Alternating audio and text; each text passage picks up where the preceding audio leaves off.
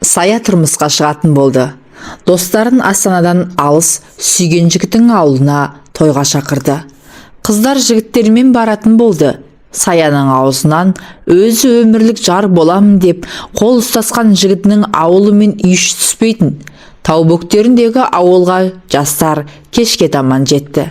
Көкпеңбек жазыққа орналасқан ауылдың тақ қасынан өзен ағып жатыр. Бастауы таудан болған өзен суы мөп-мөлдір мөп-мөлдір. Бәрі тастай суық. Гүрілдеп сарқырап ағып жатқан өзеннен, судың мың бұралған иірімдерінен көз ала алмайсың. Тап-таза ауа көкірегіңнің сарайын ашып жібереді. Әуелі елтігендей боласың. Ауыл түбіндегі жазық бара-бара жотаға, сосын сілем-сілеміне қарағай, шырша басқан тауға, сосын көтеріле-көтеріле басын қар басқан шыңға айналып кете береді. Ауылды айнала қоршаған аспанмен таласып, асқақтаған тауға қарап, кеудеңді бір беймәлім қуаныш кернеп, шырқатып ән салғың келеді. Көкпеңбек шөптің иісі мұрныңды жарады. Айналада керемет бір пәк тазалық бар. Автобустан түскен жастар табиғаттың осы сұлулығына аңтарыла қарап, бір сәт аңғырып қалғандай болды.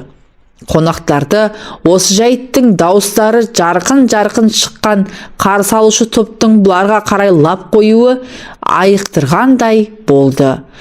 Ақ жаулықты аналар, келіншектер бұларды құшақтап, қолдарын беріп, «Қош келдіңдер балалар, шаршап қалмадыңдар ма? Үйге кіріңдер» деп емен жарқын қарсы алып, еңселеп үйге бастады. Ал Саяны екі жағынан екі жас келіншек қолтықтап, есіктен кірер-кірместен шашу шашылды. Басына орамал салынды. Табалдырықтан оң аяғымен аттатқызып кіргізді. Шымылдықта құрылған екен. Сөйтіп үйлену тойы басталды да кетті. Саяның достарына бәрі ұнады. Келіннің бетін ашу, айтыс, би, ежелгі дәстүрмен жаңа үрдіс шарпылысқандай. Қыздардың ішінен ауылдың жігіттерінің көзіне Мәкен бірінші түсті. Керілген аппақ маңдайды, қой көзді, толқынды қара шашты, тоқ балтырды. Үстіндегі денесімен дене, қара көйлегі бәрі жарасымды. Қасынан қаладан еріп келген жігіті бір елі қалар емес, көзін Мәкеннен алмайды. Ауыл шаруашылық институтында бірге оқиды екен. Ал Мәкен, Сая, мына қыздар бәрі болашақ мейірбикелер. Жігіттер Мәкенді айналып, үйілген сайын ауыл жігіттерінің іші қыз қайнайды. Тойда бұл жігітке де, Мәкенге де тиюге болмайды. Себебі үйленіп жатқан жігітіміз Ақсері атақты боксер. Қонақтардың көңілінде әлде біреу қаяу түсірсе, ол ешкімді аямайды. Оны бүкіл ауыл біледі. Қыздар той біткен соң тағы да бір-екі күн болады екен. Ақсерінің туыстары оларды жағалай қонаққа шақырып күтеді екен. Мұны естіген жігіттер іштей қуанып, жымыңдасып қалды. Әсіресе ерлік осынша көп сұлу қыздар бар екенін көргенде өзінен өзі жүрегі өрекпіп, өзінің тым ерте үйленіп қойғанына іші күйіп өліп барады. Жағдайы болмай, оқуға баруға қаражатта табылмай, еленіп ауылда қалғаны, көгілдір армандарының бәрі орындалмасқа кеткені есіне түсіп, ащы судан қатты сілтеңкіреп жіберді. Қасында қой аузынан шөп болмайтын сағат оған ішкен сайын жалтақ-жалтақ қарап қояды. Себебі ерліктің шатақшыл екенін біледі. Іш, сен менен гөрі бақыттысың. Неге дейсің бе? Сен әлі бойдақсың. Міне, соныңмен менен артық болып отырсың. Іш, дейді, зорлап стақанды аузына тақап. Сағат сарғыш көзі жалт етіп, бір қарап қойып, қағып салады. Сонымен ерліктің өз себебі ішінде Мәкеннің жігітін оңаша шығарып сөйлеспекші болды. Сөйтіп жоспар жасап отырғанда мәселе өзінен өзі шешіле қалды. Ол жігіт той бітісімен ертеңгі автобуспен Алматыға кетеді екен. Себебі кейінге қалдыруға болмайтын тығыз шаруасы бар екен. Ал Мәкен қалады екен. Той біткен соң ерлік сағатпен еріп, оның үйіне келді. Бір бөтелке ара қала келді. Екеуі тағышты. Сағат бір кемпір шалдың туған балалары тоқтамай шетіней берген соң бағып алған баласы еді. Бетіне күн түсірмей қанша әлпештеп бақса да, Сағат осындай ынжық болып өсті. Жасы 30-ды игектеп қалса да, бір қыздың бетіне қарап, сөз айтуға жарамай, қу тізесін құшақтап, әлі жүргені мынау. Екі қария бұл үйленіп, ортымызды түтетеді деп, армандап күте-күте, ақыры жетпей бақилық болғандарына біраз жыл болған еді. Ал Сағайын туған туысты көңіліне мият қылып, Сағат ауылда қала берді. Кемпір шалға бала етіп берген шешесі бірнеше рет келсе де, туған туысқан қара шаңырақ қаңырап қалмасын, өзіміз қараймыз деп, оны еш қайда жібермеді. Сонымен Сағаттың үстінде жалғыз костюмі сағал-сағал болып түтін түтетіп тұрып жатты.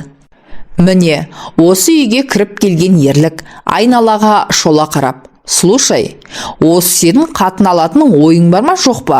Соны айтшы», деп селтиіп отырған Сағатты иықтан қақты. Бейғам отырған ол байғұс жалпасынан түсті. Миығында кінәлі жымиыс, сарғыш көзі жалдырап, орнынан ербиіп, тағы бір тұрып отырды. Үні жоқ. Ерлік тағы құйды.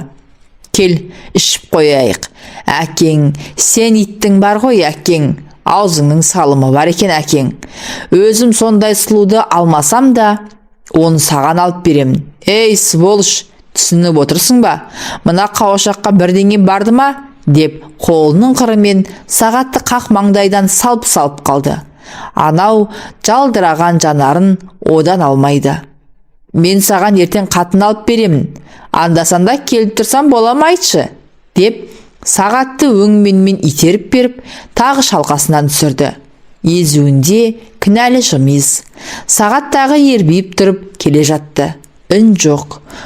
Ит, осы үндемегенің жақсы. Сол үшін сен маған ұнайсың. Келшейік, сенің үйленуің үшін, деп қырлы стаканды шарт еткізіп тағы да соғыстырды. «Іш әкеңнің, түбіне дейін іш». Сылқылдатып ішті екеуі. Сағат аласа жозыға басын қойып, күйі қозғалмай ұйықтаған. Бос бөтелкені ішінде ештеме жоқ па дегендей көтеріп көрген ерлік босаға жаққа лақтырып жіберді де, аяғының ұшымен Сағатты теуіп көрді. Былқ-сылқ еткен ол жантая киізге құлай берді. «Жат осылай әкеңнің», деп ол тәлтіректе үйден шықты. Ертесіне Сағаттың үйінің алды у-шу болды да қалды. Алып қашып келген Мәкен көнбей, орамал салам деген мосқала елдің қолын ақ білегімен жайпап, зар жылап жатыр. «Мен қарсымын, ол жігітті танымаймын. Құдай үшін, обалыма қалмаңыздар. Жігітім бар, бір айдан кейін үйленеміз», деп балықтай шоршып, жанына адам жолатпай қойды. «Айналайын, есік аттап қойдың. Қазақты қайтып келген қыз жаман деген бар. Маңлайыңа жазылғаны осы шығар, көн», деп зарылдаған әйелдер. Жоқ, танымаған, көрмеген, білмеген адамға шыққанша өлгенім жақсы», деп Мәкен толқынды қара шашы жайылып көнбей отыр. Бір күн өтті. Табысып қалама деп үлкендер бәрі бар деп қайрап, Сағатты Мәкеннің қасына жіберген. Қайдан?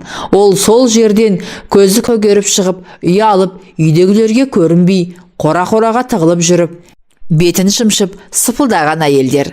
Үлкен сүйегі жақын дегеннің көңіліне уайым кірді. Қара шаңырақ қаңырап бос қалмаса болды ғой деп, қаршадайынан бағып алған сорлы Сағат, жастайынан шеше мен әке мейірімін көрмей, кісігейік болып, жасық болып, өлмелі кемпірдің етегіне жармасып өскен байғұс сотталып кетпесе егеді деп, сосын үлкендер ақылдасып, осы ауылдағы бүгін ертең босанайын деп отырған үлкен үйдің келінін тас жүрек қыздың алдын алып келіп, мамақұл етпекші болды. Мамақұл дегені әрі көндіру, әрі кешірім сұрау сияқты бір нәрсе.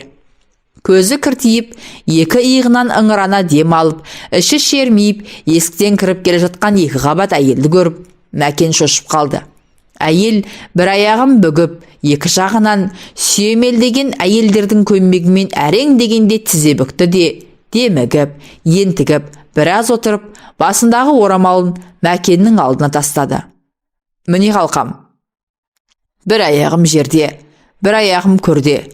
Құлдық, табалдырықтан аттадың, енді кетпе.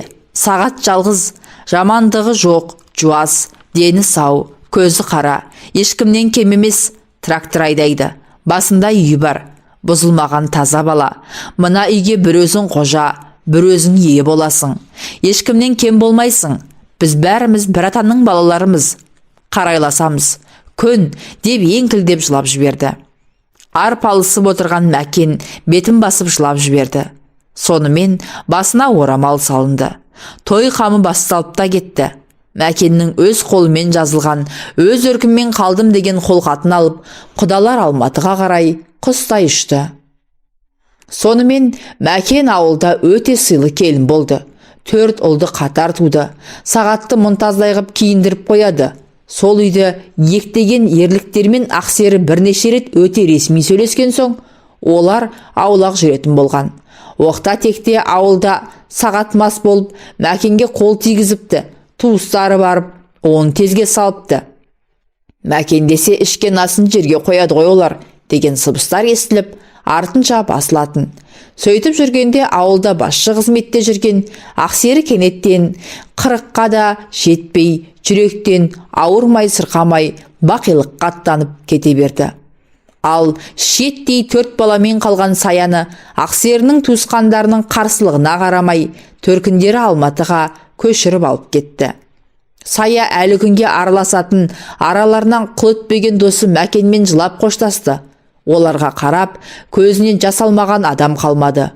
Аз ұлы ағадан айырылған соң, сағатта кейінгі кезде ешкімнен аға қоймай, ерліктердің ықпалымен ащы суға еркін бас қоятын. Бір жағы өзінше күйгені, бір жағы еркінсігені. Әйелдер Мәкеннің ақылы бар емес пе? Сағатта аяйды. Таяқ жеген сайын алғаш қосылғанда бетіме қарауға ұялатын еді. Енді не болды деп күбірлеп айтып отырады дейтін. Бәріне шыдап келе жатыр. Балалары да өсіп қалды ғой. Ашшыдаса бір жағына шығады ғой десетін. Бір күні таңертең ерлік сағатты іздеп келді. Бұл кезде ол әйелімен ажырасқан. Маскүнемділікке салынып, күн көрсетпей, күні-түні тоқпақтай берген соң, ол байғұс 2 баласын жетектеп, төркініне кетіп қалған. Балаларың үйде ме? Деді ол күн кетіп. Олар сабаққа кеткен, деді Сағат, сол баяғы кінәлі жымиыспен сарғыш көзі жылт етіп. Онда Мәкенге бір нәрсе даярлатшы. Менде 2 бөтелке арақ бар, деді. Сағат үйге кіріп, Мәкенге дастархан даярла, деді. Ойында ештеме жоқ. Дастархан даярлап жүрген Мәкен үйге кіріп келе жатқан ерлікті көріп, денесі дір ете түсті. Бірақ сескенгенін білдірмей, жозға ыдыс аяғын қойды. Олар ішуге кіріскенде, Мәкен ақырын орнынан тұрып, шығып кетейін деп еді ерлік. Отыр. Не, бізді менсінбей отырсың ба? Жүгіріп барып айта қоятын Ақсері құдайларың жоқ енді. Жоқ әлде мына байың айтып, мені қорқытасың ба? Деп ерлік жымиысып күлгенсіді. Сосын бұл үйдің қатыны кетіп қалса, шайды кім құяды? Деді сызданып күліп. Ей, отыр, қайда зытып барасың? Қазір көрсетем әкеңнің, деді Сағат, еркексініп, сарғыш көзіне ежірейтіп, Мәкенге сұстана қарап. Сөйтіп қойшы, әйтпесе бұларға Ақсерден басқаның бәрі адам емес, деп ерлік отқа май құя түсті. Мәкен амалсыз қайта отырды. Масая бастаған Сағат. Әкеңнің, әкел арақ, ішеміз, деп Мәкенге тап-тап бергісі келеді. Тұруға әл жоқ. Ерлік. Тісің маржандай болып, бүтін тұрған кезіңде ерніңнен бір сүйгізбедің, Не шауа, өлгереміз. Сағат ұрып түсірді тісіңді? Айтшы, бұл мал? Сағатты иықтан қағып қойды. Қызғануды біледі дейсің бе? Мен қызғанып, анау Ақсерінің тойындағы сені айналып толғанған жігітті айтып, қайра бұрғызып жүрген. Сол жігіт есіме түссе, әлі ішім күйіп кетеді. Ит, бәріміздің қолымыз жетпей жүрген қызды емін-еркін аялап құртты ғой сонда. Не шауа, алып қалдық біз сені. Ол енді түсінде көріп жүрген шығар сені. Ал сен не ойлайсың? Айтшы, деп ерлік қиқылдап күлгенсіді. Мәкенге оның темекіден сарғайған ырғы-жығы тістері жыртқыштікіндей әсер етті. көзіне көз түсіп кетіп еді, өзіне қауіп төніп тұрғанын анық сезді. Мәкен сағатқа қарады. Одан қайран жоқ. Жатыр қылжиып, жүрек аттай тулады. Денесі бір ысып, бір суыды. Барлық кешкен ғұмыр көз алдынан бір сәтте өте шыққандай болды. Балалары дастархан үстіндегі нан кескен пышақты алайын деп ұмтыла бергенде, ерлік қолынан қағып түсірді. Арпалыс басталды. Жай арпалыс емес, өмір мен өлімнің, қиямет қайымның арпалысы басталды. Түстен кейін сағаттың есігінің алды у-шу болды да қалды. Итталағандай қанжоса болып, сыр жалаңаш жатқан Мәкеннің денесіне қарау мүмкін емес еді. Қайран ару, қорланған, зорланған, өлген. Сағатты қанша сілкілеп тұрғанымен Мәкенге не істегенін есіне түсіре алмады. Тек қана көрші әйел ертең-ерте ерліктің осы үйге кіріп бара жатқанын айтты. Ауыл жақсылары жиналып ақылдасты. Сондай сыйлы келіндердің сөйтіп өлді деп дабыралауы сүйекке таңба.